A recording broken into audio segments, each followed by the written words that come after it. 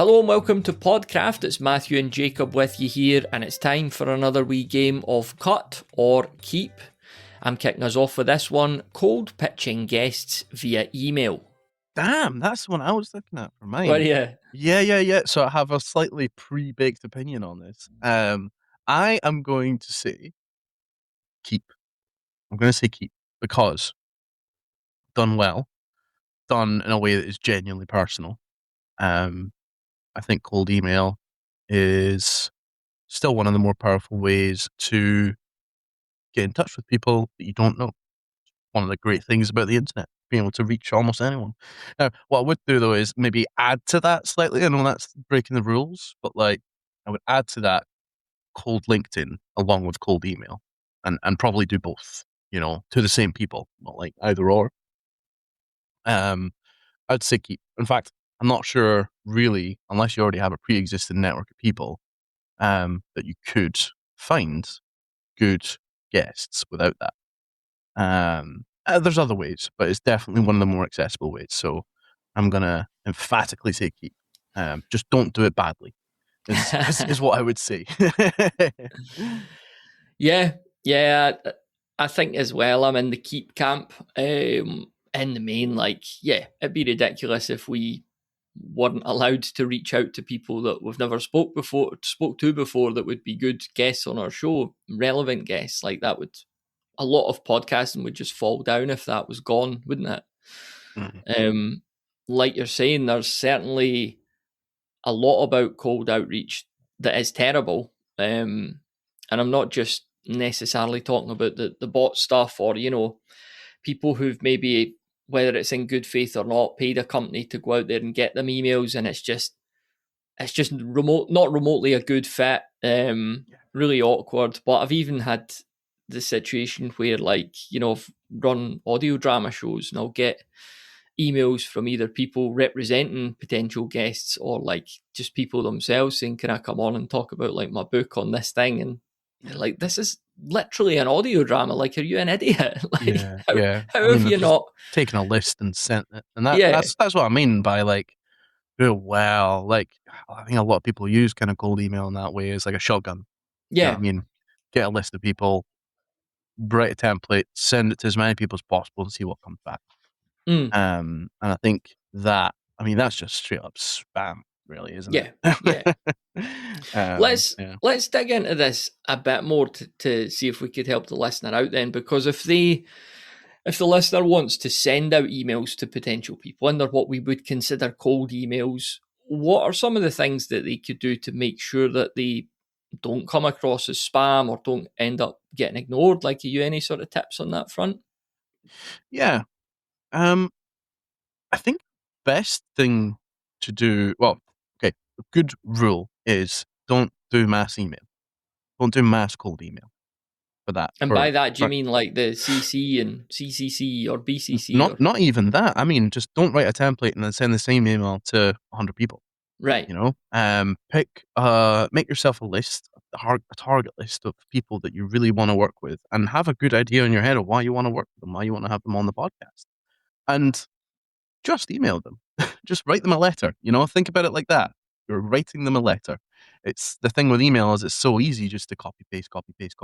But everyone does that. Everyone's inboxes are full of that, and you can just kind of smell it a mile off. I bet you within the first few words of reading the first paragraph of that email, you knew this is just spam. This is nonsense. This isn't for me. This is for them. They're telling me basically what they want and who they want. They're not actually talking to me whatsoever. So know exactly who it is you want to talk to. Don't just send a template to 100 people. Write a letter. Think about it like writing a letter to a smaller handful of people. Make it more personal. Like I mentioned before. Also, maybe reach out to them on LinkedIn. You don't need to go and send the same thing to them on LinkedIn, but you can use LinkedIn to follow up with them. And you can be a bit cheeky and say, "Hiya, I tried to send you an email a wee while ago. It was actually about coming on my podcast. I just wondered if you'd had a chance to read it. If not, could I tell you a little bit more about it?" Something like that, something like that. But don't be afraid to chase a little bit, for sure, because again, even if it's a well-intentioned and well-written and personal email, our inboxes are still overflowing with stuff, And actually, I can't tell you how many times I've had something good come of someone chasing me for a response on what was a cold outreach to me, and it was worth it in the end. I just hadn't prioritized it. Another thing as well is consider a hack, a good little hack is consider not just writing an email, but actually recording a wee video. And embed that in the email so you can use there's loads of little apps that'll do it. I use one called Loom, which is a Chrome extension. I think you can actually maybe get it for desktop now as well on your computer. And yeah, I mean, you can just sort of, record your face or record something that's on the screen as well. And send that along and actually, still have a bit of a body to your email, but just show them without the shadow of a doubt that this is not a templated email. Do you know what I mean? I've taken 5 minutes of my time to talk to you directly. And if we're talking about just kind of sheer, just thinking about it as a sort of marketing sales exercise, which is kind of what it is, then you are giving them a little kind of thing in their brain. Maybe do all them a reply, at least a refusal, which is what you want. The worst thing that can happen when you're doing these things is just no reply at all.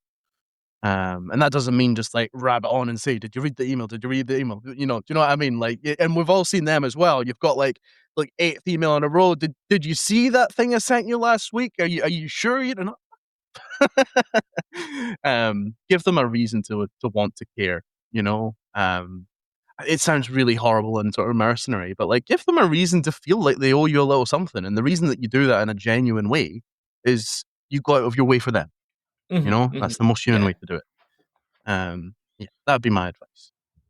Yeah, no, that's really good advice. I've sort of always recommended that video approach throughout the years as well. It's a really good strategy for just showing this isn't a copy and paste to 1,000 people. I've only made this for you. I can't send this to anyone else. I'm talking to you in it. I guess there's two ways of looking at the cold outreach, isn't there, from a podcast point of view? Either reaching out to people who you want to come on your show, or maybe reaching out because you feel you're a really good fit to go on their show. And both times, these could be ignored. I think especially if you're trying to get on somebody else's show, that's arguably the harder thing there than inviting somebody on yours. But the video approach or even a little audio clip as well is something you could do there just to show that you're for real. Yeah. Just make sure it's easy to play is all I would say. Yeah. The reason I say video is that there's a few like Loom, for example, where you can just click on it and it'll go and play in the browser.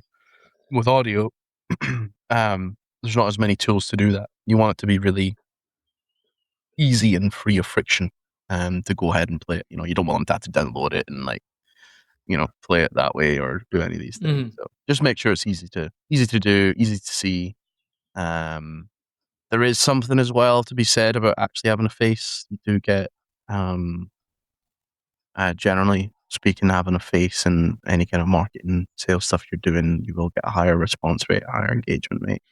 I guess. Respond to faces. It's not that you couldn't do a deep fake video, but you certainly could pull that off an audio semi-easy now, couldn't you? True. I mean, this predates AI, though. This has always been the kind of case. It's that kind of thing people buy from people. If we're thinking about this as a sales exercise, which is pretty much what it is.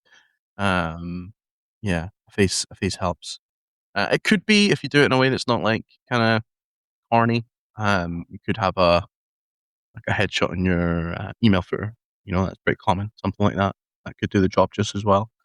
But yeah, try and get your face on there. Show that you're a real person as well, because that's the other thing. There's a lot of just fully automated AI agentic sort of spammy cold email outreach now.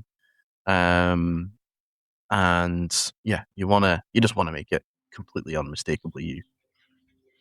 I mailed a pen drive a few months ago to a production company who do audio drama and sound design. I wanted to explore options of working with them. And I thought, like, because of their size, I thought if I email them, like, I just don't see that reaching the right person. So I mailed them a pen drive with a like 2-minute sound sample and a little handwritten note. That's really cool. And I got a response. Didn't get any work out of it, but you know, I think that the approach worked. It was just either I'm shite or they genuinely didn't have any work, or maybe both. But yeah, that's a really cool idea.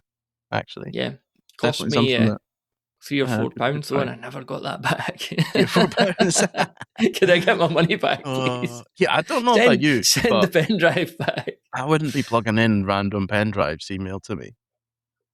It's a good point. Yeah, it's a good point. Maybe an old fashioned cassette or a CD. Yeah. Send them a Walkman. All right, I think we've thoroughly covered that one. Then, have you got anything to pull out there? No, that was good. I thought you meant just no. You didn't have anything else. It's the end of the episode. Yep, that's it. Thank you. No, okay. Let's talk about whether we want to cut or keep AI generated show notes and our podcast descriptions. Yeah, this is topical because I just finished updating an article this morning on podcast descriptions. And one of the questions I answered was, should ChatGPT or Claude or whatever write my podcast description? So I'm going to kind of split this. Show notes and description, I think we need to kind of separate these a wee bit. So starting with the description front, that needs to go. That needs to be cut. It kind of ties into what we talked about a few weeks ago about letting AI write for you. And I was writing this morning that if the process of putting a podcast description, an overall show description together, to me is an integral part of starting a podcast because it helps you articulate your own thoughts. It helps you put everything in order, your goals, your aims, your motivations, the value that you're offering. If you feel that you don't have time to do that, or you don't have the creative spark to do it, then it's likely a podcast isn't for you at this moment in time. You probably shouldn't be starting because you can't even do that. So I'm going to say definitely cut AI generated descriptions. On the show notes front, it's maybe a bit more of a grey area. I've dabbled in it in the past. I didn't like it and now I don't do it. So it's not for me, but I kind of understand that for some people it works, and I'd be hesitant to remove that as a capability altogether. So yeah, I'll say keep. So yeah, if I'm allowed to split the answer there, cut and keep, that's kind of how I'll ride the old fence. What about yourself? I'll allow it. Yeah, I kind of don't have a lot of notes on that, to be honest. I just want a clarification though. So podcast description, for my benefit and possibly the listener, we're talking about the overall podcast. Yeah. And its sort of pitch. Exactly. Yeah, absolutely. And I would agree there for sure. For nothing else, if you intend to use AI to help you with other parts of the podcast, you want to make sure that the overall description, tone, and definition of your podcast is written by you and from you and you're alone. Because otherwise, everything downstream that you do try and use AI to help you with is going to be AI derivative all the way down. You know, there's kind of the golden rule of working with any AI is that you need to make sure the core of what you're working with is as human as possible. Otherwise, you do end up with something that just feels crap through and through. So I fully agree with that. You really must write your own podcast description. And yeah, if you feel that you don't have time, then you're not going to have time to run a podcast very well either. You're wasting your time. You should probably spend it elsewhere. On show notes, I'm pretty pro show notes being written by AI, because it is a fairly Well, in my view, show notes are something that are quite utilitarian, or they should be, or that's what I want them to be as a listener. As me personally. And that's certainly been my approach to them, and for podcasts that I've written show notes for as well. And I think AI can do a pretty good job of that. But I think actually in a lot of cases, it doesn't. I think some of the ways that tools have implemented it leave a lot to be desired. And I think part of that as well is down to maybe not great podcast descriptions or guides on tone or actually what to pick out and what links to include, what not to include, maybe not enough. Definitely, there's just a lot of like dead links. Have been hallucinated, like that's a problem. So I'm pro AI doing things that are utilitarian. In just like as a blanket statement. But the implementation usually kind of sucks. So I'm gonna pretty much give the same answer as you. I would cut AI written descriptions and keep AI generated show notes so long as it's not crap. Yeah, it's a good rule to have. Yeah. All right then. What about having guests on your show who are listeners? So featuring your audience on the show as guests. Should we cut or keep that in podcasting? For whatever reason, it's not something I've come across a lot myself. So I'm actually not entirely sure. If I had to be honest, I would say that I am very pro like listener mailed in clips and that sort of thing. There's a lot of you can create a great sense of community in a podcast, which I think is something that's important and sometimes overlooked. If you have either a recurring episode, like every fifth episode, every 10th episode, or just a filler episode you do every now and again, is like a sort of listener mail-in Q&A type thing where you're actually interacting directly with listeners in that sort of way. You're answering the questions, or you have that as like a recurrent segment on the episode. I don't know about like necessarily having to have listeners on as guests because I'm not sure that you know it sounds harsh, but like a listener does not necessarily make a good podcaster. Obviously, there's a little bit stuff there. Maybe it'd be a weird kind of dynamic or whatever. But I'm very very pro the sort of the mailbag episode slash segment. I think that does address some of the issues with podcasting and just like broadcasting in general, where it feels like a one way street, and you want it to feel like you want to feel like you're in this sort of like metaphorical room of people all listening to the same thing. It feels there's a deeper sense of connection if the community is a little bit more tangible, and I think that's a good way to do it. Mm-hmm. Yeah. What about you? Yeah. I would keep it. Yeah, I'll keep, but massive caveats, obviously. Whether someone is a listener or not, and I guess it's worth saying, like, we're very fortunate on this show. Anytime we've had listeners on, they are literally podcasters. They've always been good coming on and podcasting because that's what they do. But yeah, there are other shows out there where your listeners have potentially never been in front of a microphone in their life. So I guess to strip it back, like, before you invite anyone on the show, whether they're a listener or not, you have to think about the value. Like, what are they going to bring to the episode?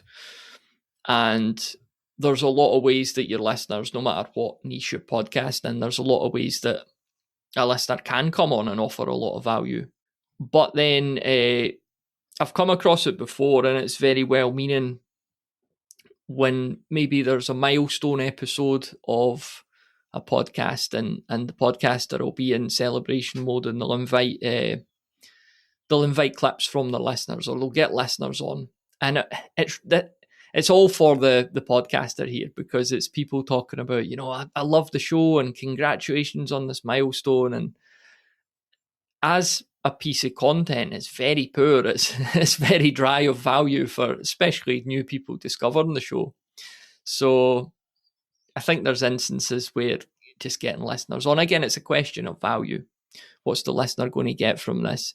I've not come across this too often, but I have seen it before where people will run like a Patreon or that, and one of the reward tiers is like, you could come on the show. And I think that's a can of worms, because, like, again, it's not really a way to select a guest, is it? So always lead with value, I guess, is what I'm getting at here.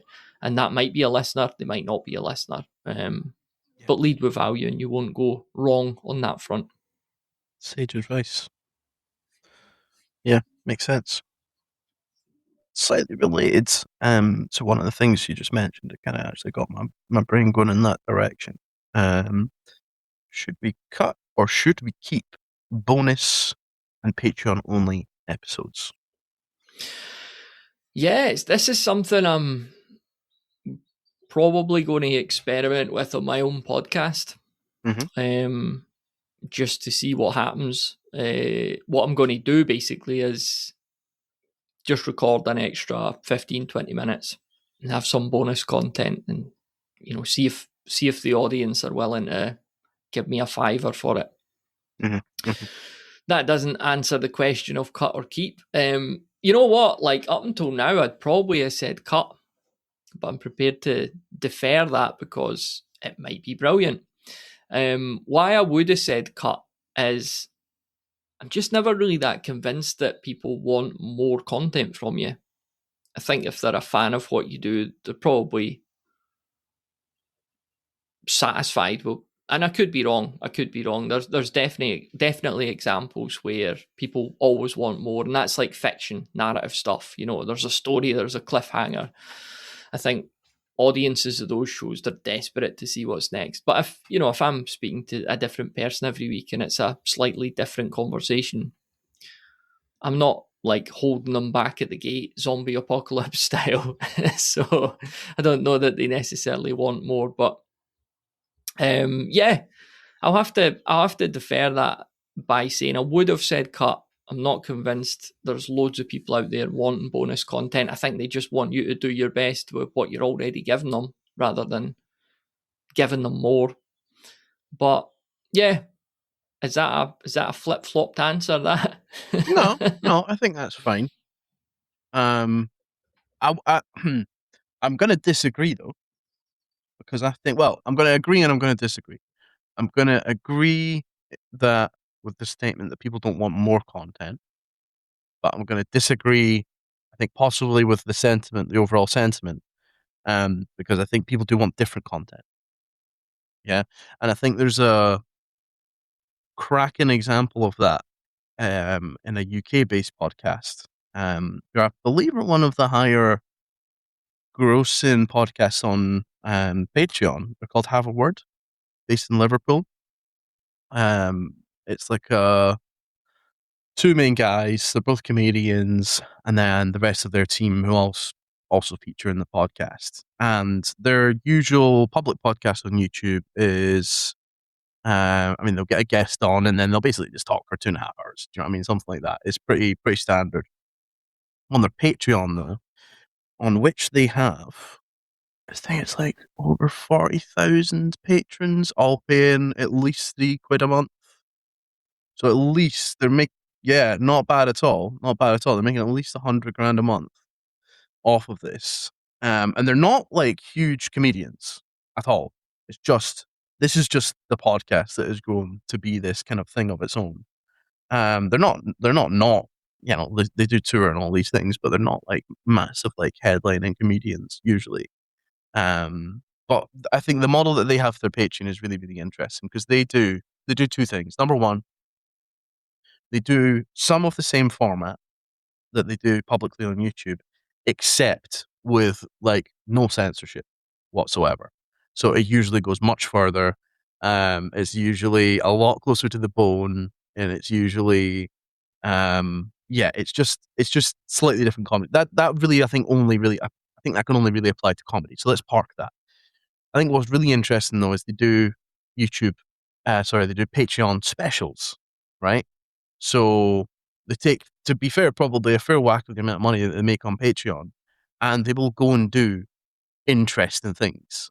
Like one of them, they hired out a commercial kitchen and they had like a bake-off competition, except, just some crazy stuff. Like some of them were blindfolded, some of them had like their hands tied behind their backs, but it was a different type of content entirely. They went out onto location somewhere and did that.